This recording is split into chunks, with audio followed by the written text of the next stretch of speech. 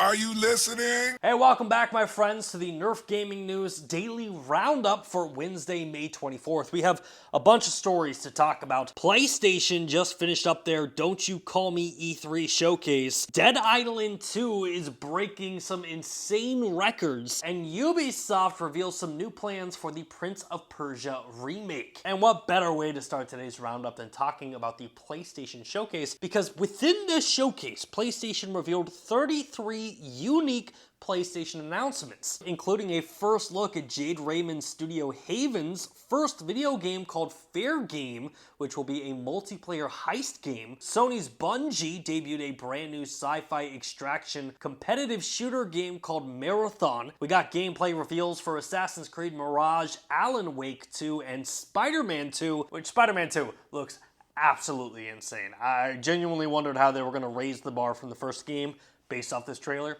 I genuinely think they've done it. But PlayStation also had reveals for other new games like Foam Stars, Metal Gear Solid Delta Snake Eater, Dragon's Dogma 2, and Tower of Agazaba. I don't know. It looks like a cool game. Now, the final announcement that's definitely worth talking about is that Sony revealed some brand new hardware, including the long-rumored Project Q handheld that is designed specifically for PlayStation 5 Remote Play. But, of course, that's not all. PlayStation also dropped new details about brand new wireless earbuds that, of course, are PlayStation 5 themed. And, overall, I felt like this was a very solid showcase. Like, yes, I was disappointed that we didn't get a Last of Us multiplayer reveal, but after thinking about it, I'm like, yeah, they could really hold that on its own night and it would be perfectly okay. Granted, there weren't as many PlayStation 5 exclusives as I expected during this showcase. I mean, specifically Xbox, PlayStation's competitor, made a point to showcase how many games during the PlayStation showcase will be coming to Xbox as well. In fact, they snapped back on Twitter, posting the ultimate tweet showing the exact games that were announced during the PlayStation showcase with a simple caption of available on Xbox as well. But moving on from the PlayStation showcase, let's talk about Dead Island 2, as publisher PlayOn revealed a bunch of new info regarding Dead Island, and according to the developer, this game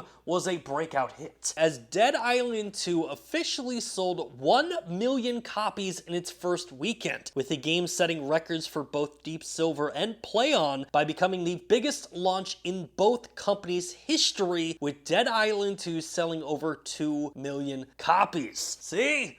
That's what happens when you announce your game and you don't launch it for 9 years. Now, probably the biggest takeaway from all of this was that PlayOn also revealed that Dead Island 2 is slated to receive a year of new content, including 2 new story expansions for the game. And moving on from one game that took forever to release to another game that's taking forever to release. Let's talk about Ubisoft's upcoming Prince of Persia remake. That's right, this week Ubisoft posted an interview which discussed the game's development progress, in which Ubisoft revealed that the Prince of Persia Sands of Time remake is currently in the conception phase, which is absolutely bonkers because originally this game was supposed to launch back in 2021. Yeah, fast forward to the year 2023 and they're starting over? And sure, you can insert Miyamoto's famous quote here about how a bad game will always be a bad game, but I do have to say, after the original announcement, this game was met with backlash over how the game looked. So if the studio decided to start over and make this a true remake worthy of this generation of gaming, then I'm all for that. But that, of course, is going to wrap up today's roundup. I'm curious to hear your thoughts on today's PlayStation Showcase.